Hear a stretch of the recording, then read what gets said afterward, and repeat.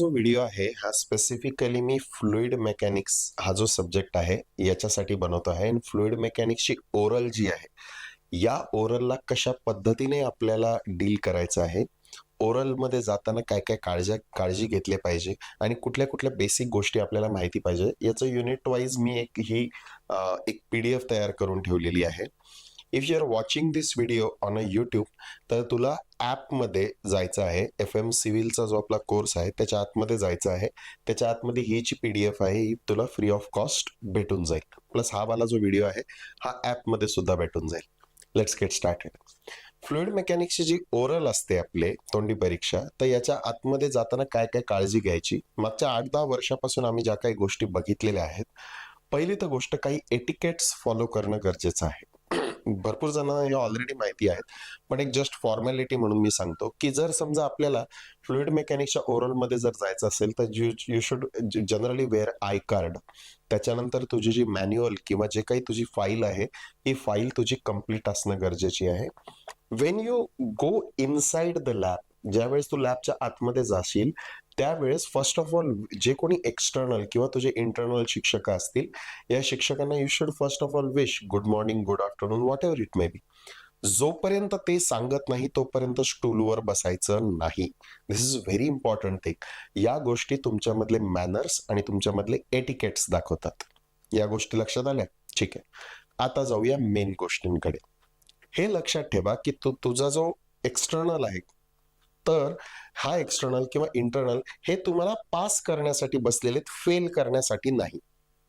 This is very important. त्यांना तुम्हाला बळजबरी फेल करायचा अशातला अजिबात भाग नाहीये. त्यांना फक्त तुमची परीक्षा घ्यायची की तुम्हाला किती माहिती आहे. ओके.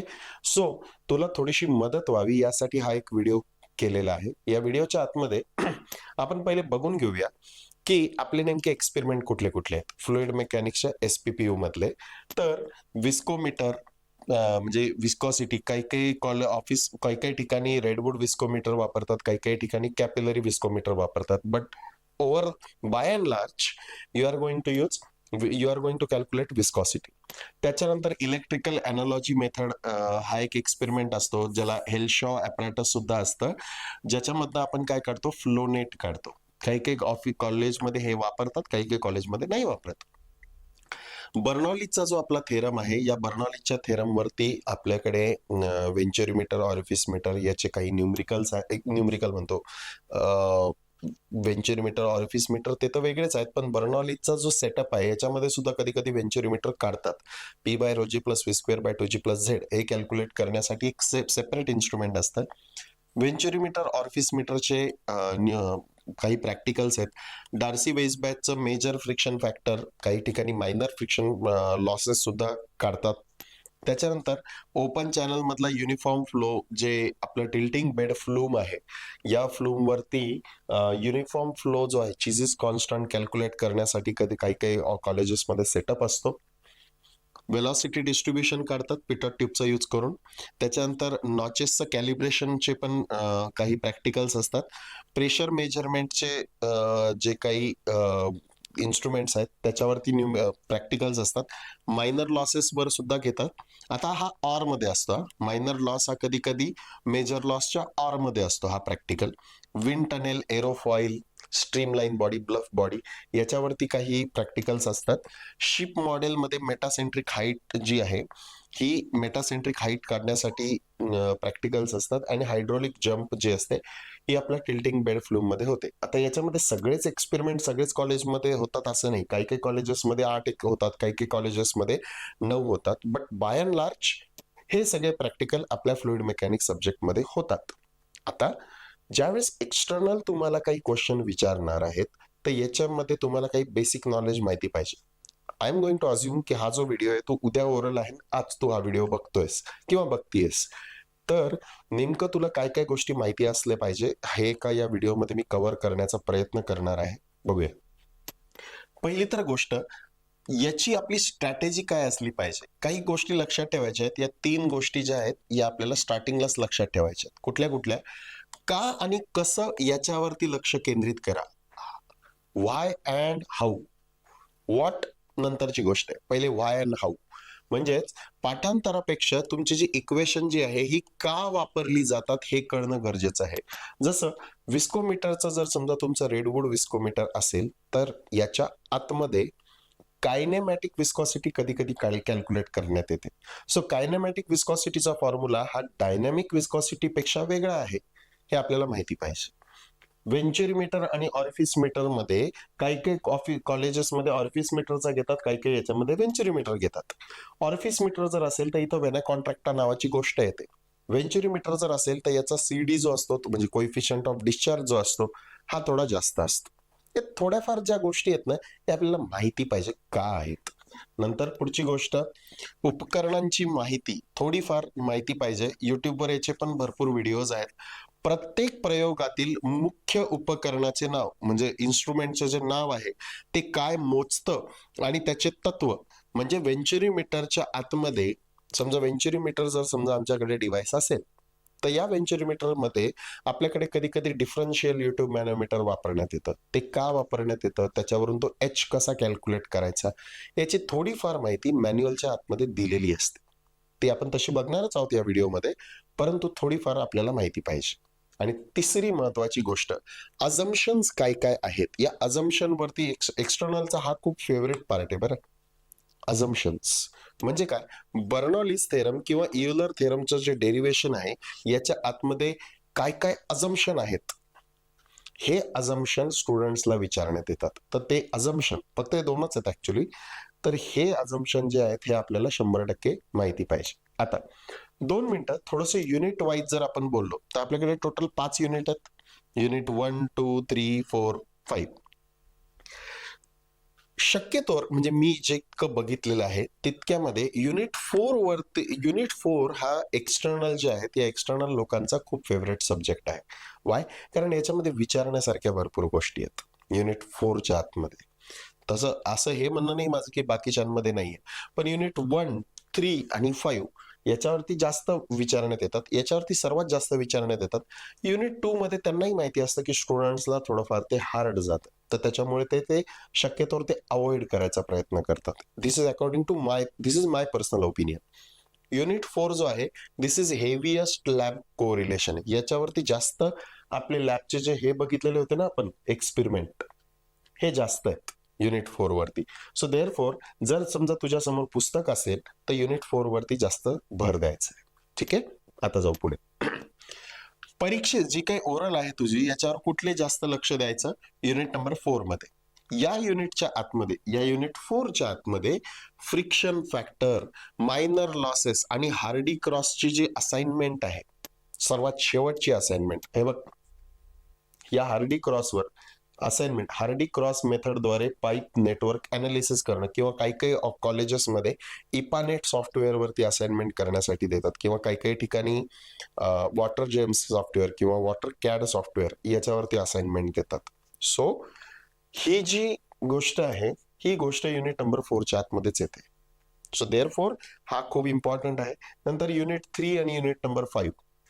युनिट 3 आणि युनिट नंबर 5 बर्नॉलिस थेरम आणि हायड्रॉलिक जम्प तर हा ठीक आहे. युनिट 5 मध्ये बर्नॉलिस थेरम आणि हायड्रॉलिक जम्प हे प्रयोगाच्या दृष्टीने अत्यंत महत्वाचे आहेत. हे सर्वात फेवरेट टॉपिक आहेत. हायड्रॉलिक जम्पच्या आतमध्ये अल्टरनेट डेप्थ काय, जे जे मी शब्द बोलतोय ना हे कृपया नोट डाऊन करून घ्या. अल्टरनेट डेप्थ काय असते, सिक्वेंट डेप्थ काय असते, सब क्रिटिकल फ्लो हा सुपर क्रिटिकल मध्ये जातो का सुपर क्रिटिकल फ्लो सब क्रिटिकल मध्ये जातो हे विचारतात. त्याच्यानंतर फ्रॉड नंबरची रेंज काय आहे, जेणेकरून हायड्रॉलिक जम्पचा टाईप कुठला, म्हणजे ऑसिलेटिंग जम्प जर असेल तर हायड्रॉलिक फ्रॉड नंबरची रेंज किती, स्ट्रॉंग जम्प असेल तर हायड्रॉलिक फ्रॉड नंबरची रेंज किती, अशा पद्धतीने प्रश्न विचारण्यात येतात जे मला एक्सपिरियन्स आहे. नंतर युनिट 1 हा तर आपल्या स्टुडंट्सला भरपूर माहिती असतो. समजा एखाद्या स्टुडंटला काहीच येत नाहीये तर त्यावेळेस हा प्रश्न विचारण्यात येतो की तोंडी परीक्षेची सुरुवात सहसा मूलभूत स्टार्टिंगला तुम्हाला आईस मेल्ट करण्यासाठी बेसिक डेफिनेशन की बाबा रे what is cavitation, what is surface tension, what is the value of atmospheric pressure, what is the Archimedes principle, what is the principle of flotation. हे अशा सिंपल प्रश्नांनी होते, जेणेकरून जे स्टुडंट्स आहेत हे स्टुडंट्स कम्फर्टेबल व्हावेत आणि मग त्याच्यानंतर पुढच्या क्वेश्चन्स कडे ते जातात. सो तुझी जी स्ट्रॅटेजी असली पाहिजे ते म्हणजे युनिट 1 तर तुला माहितीच आहे, I am going to assume. Unit 1 झाल्याच्या नंतर युनिट 4 आणि मग 3 आणि 5 आणि मग सर्वात शेवटी कुठला युनिट 2. अशा पद्धतीने तुला काय करायचंय, ओरल साठी स्वतःच्या डोक्यामध्ये गोष्टी फिट ठेवायच्या. ठीक आहे, बरं आपण अज्युम करून घेऊया की युनिट जो स्टुडंट आहे या स्टुडंटला काही काही गोष्टी माहित नाही. जर तू व्हिडिओ बघत असशील तर काही काही गोष्टींची तुला रिव्हिजन करायची. सो देअरफॉर मी इथे युनिट वाईज थोडीफार रिव्हिजन करण्याचा प्रयत्न करतोय. याच्या पलीकडे सुद्धा प्रश्न येऊ शकतात. I am already giving you disclaimer. परंतु जितकं जमेल तितकं या व्हिडिओमध्ये मी कव्हर करायचा प्रयत्न करतोय. Let's get start. युनिट 1 जो आहे आपला, या युनिट 1चं नाव काय आहे, properties of fluids, viscosity and types. मुद्दामून मराठीत लिहिलेलं आहे मी, समजण्यासाठी सोपं जावं म्हणून, but you are suppose to answer in English. ठीक आहे. युनिट 1च्या आतमध्ये सर्वात फेवरेट गोष्ट काय आहे लोकांचे, जे एक्झामिनर्स आहेत त्यांची, विस्कॉसिटी. का? कारण या विस्कॉसिटी वरूनच मग Newtonian fluid, non Newtonian fluid, dilatant, thixotropic, pseudoplastic, Bingham plastic वगैरे वगैरे वगैरे जे काही आहेत या सगळ्यांचं वर्गीकरण होतं. मग आयडियल फ्लुइड, युनिट 1 मध्ये तुला हा क्वेश्चन येऊ शकतो की आयडियल फ्लुइड आणि रिअल फ्लुइड मधला काय फरक आहे. पहिला आन्सर तुझा असला पाहिजे की सर आयडियल फ्लुइड या जगात अस्तित्वात नाही, रिअल फ्लुइड या जगात अस्तित्वात आहे. हे आयडियल फ्लुइड हा थेरॉटिकल विषय आहे. का? कारण तो परफेक्टली इनकम्प्रेसिबल असतो आणि त्याच्या आतमध्ये अजिबात विस्कॉसिटी नसते. असं कुठलंच लिक्विड या जगात अवेलेबल नाहीये ज्याच्यामध्ये विस्कॉसिटी नाहीये. फक्त ते एकच आहे आयडियल फ्लुइड जे या जगात अस्तित्वातच नाही. सो ही एक गोष्टीचा आन्सर तुला द्यायचंय. रिअल फ्लुइडच्या आतमध्ये विस्कॉसिटी पण असते, कंप्रेसिबिलिटी पण असते आणि सरफेस टेन्शन पण असतं. कंप्रेसिबिलिटी कशाने मोजतात? बल्क मॉड्युलसनी. जितका बल्क मॉड्युलस जास्त, कंप्रेसिबिलिटी तितकी कमी, किंवा बल्क मॉड्युलस कमी तर कंप्रेसिबिलिटी जास्त. कंप्रेसिबिलिटी ही लिक्विडची मोजत नसतात, कंप्रेसिबिलिटी ही फक्त गॅसेसची मोजत असतात. लक्षात आलं? आता जाऊया पुढे. डायनॅमिक आणि कायनेमॅटिक विस्कॉसिटी मध्ये काय फरक आहे? Tau is equal to mu du by dy. त्यातला हा जो म्यू आहे हा कोएफिशियंट ऑफ डायनॅमिक विस्कॉसिटी आहे, हे लक्षात राहिलं पाहिजे. आणि कायनेमॅटिक विस्कॉसिटी जी आहे ती आहे mu divided by rho. Dynamic viscosity divided by mass density, याला काय म्हणतो आपण? Kinematic viscosity. याला म्हणतो कोएफिशियंट ऑफ डायनॅमिक विस्कॉसिटी. लक्षात आलेलं आहे? याचं जे युनिट आहे ते न्यूटन सेकंड पर मीटर स्क्वेअर, याचं जे युनिट आहे ते काय? मीटर स्क्वेअर पर सेकंड. हेच या गोष्टी इथं लिहिलेल्या आहेत. ठीक आहे, पुढे. युनिट 1च्याच आतमध्ये ऍब्सोल्यूट प्रेशर, गेज प्रेशर आणि ऍटमॉस्फेरिक प्रेशर म्हणजे काय? डोक्यात एक डायग्राम फिट ठेव. एक अशी लाईन जर काढली मी, ही एक लाईन काढल्याच्या नंतर या लाईनवर आपण कल्पना करूया की 0 प्रेशर आहे. इथून वर जर मी गेलो, एक कुठली तरी लाईन मी काढतो आहे. या लाईनवरती 101,325 न्यूटन पर मीटर स्क्वेअर जर प्रेशर असेल तर ही हे जी व्हॅल्यू असते ही ऍटमॉस्फेरिक प्रेशरची व्हॅल्यू असते. लक्षात ठेव. 101,325 किंवा 1 बार किंवा 10.33 मीटर ऑफ वॉटर किंवा 75 सेंटीमीटर ऑफ मर्क्युरी. सो हे जे असतं हे सगळं ऍटमॉस्फेरिक प्रेशरची व्हॅल्यू असते. याच्या ऍटमॉस्फेरिक प्रेशरच्या वरती जर कुठलंही प्रेशर मेजर करायचं असेल तर त्याला आपण गेज प्रेशर म्हणतो. लक्षात ठेव, त्याला आपण काय म्हणतो? Gauge pressure. ऍटमॉस्फेरिक प्रेशरच्या वरती. आणि ऍटमॉस्फेरिक प्रेशरच्या खाली जर आपण एखादं प्रेशर मेजर करत असू तर याला आपण व्हॅक्युम प्रेशर किंवा निगेटिव्ह प्रेशर म्हणतो. कन्फर्म? वरती कुठलं? गेज प्रेशर, खाली कुठलं? Vacuum pressure. आता या लाईनच्या वरती कुठलंही प्रेशर जर मी मेजर केलं तर त्याला ऍब्सोल्यूट प्रेशरच म्हणतात.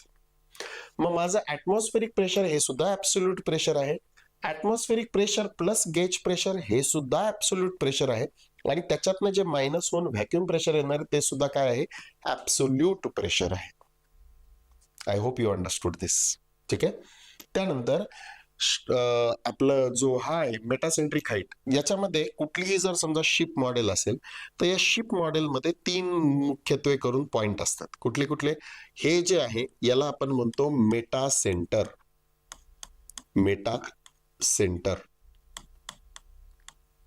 हे जे आहे हे आहे सेंटर ऑफ ग्रॅव्हिटी, आणि हे जे आहे हे आहे सेंटर ऑफ बियॉन्सी.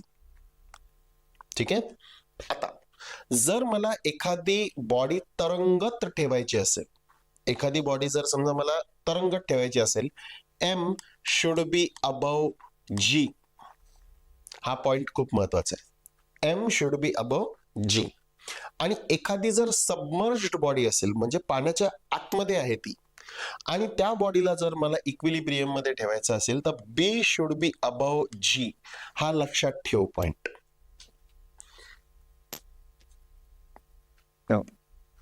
एम बी हे दोन्ही पॉइंट जीच्या कुठे पाहिजे? वरती पाहिजे.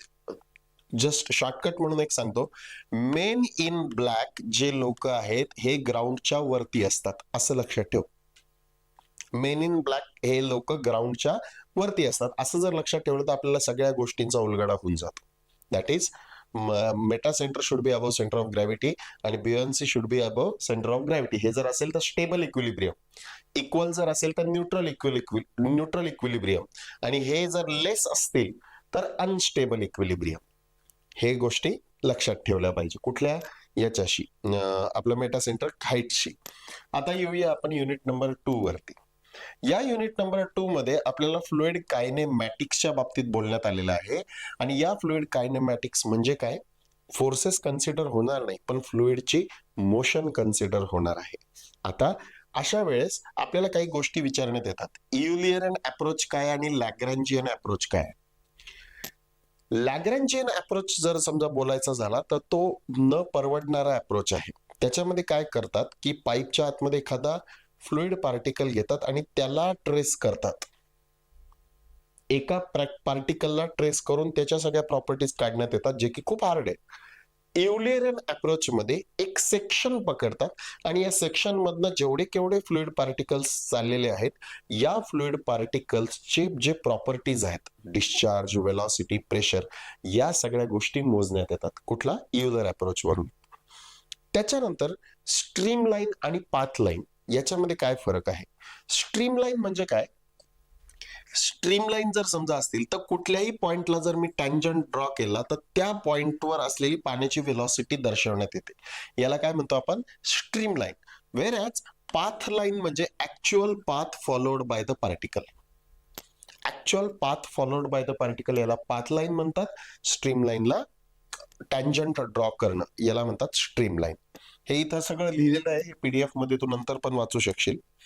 त्यानंतर कंटिन्युटी इक्वेशन.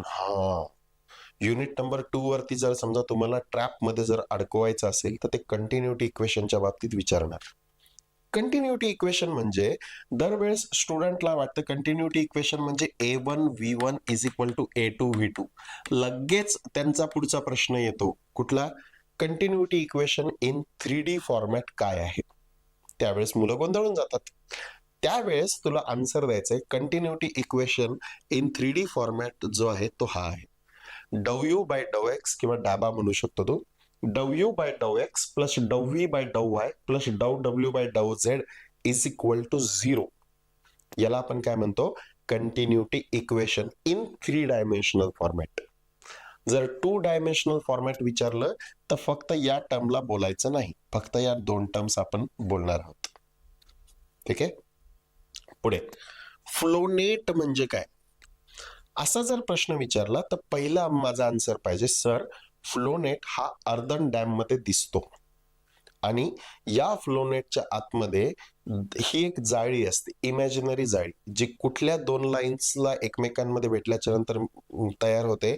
फ्लोनेट हा स्ट्रीम लाईन आणि इक्विपोटेन्शियल लाईन्स या जेव्हा एकमेकांना कनेक्ट होतात, लेट मी रिपीट, फ्लोनेट हा स्ट्रीम लाईन्स आणि इक्विपोटेन्शियल लाईन्स या ज्या वेळेस एकमेकांना कनेक्ट होतात त्यावेळेस काय तयार होतो माझा फ्लोनेट. मग सर मग ते म्हणतील फ्लोनेट तू कुठल्या प्रॅक्टिकल मध्ये काढलेला होता? त्यावेळेस तुझा आन्सर पाहिजे इलेक्ट्रिकल अनालॉजी मेथड. या प्रॅक्टिकल मध्ये मी फ्लोनेट कॅल्क्युलेट केलेला होता, जर ती झालेली असेल तर. नसेल झाली तर sir we took another experiment, but as far as my knowledge is considered we conducted electrical, we know that electrical analogy method apparatus is used for calculation of the flow net. लक्षात आलं? हे continuity equation आणि stream आपलं flow net कळालं असेल.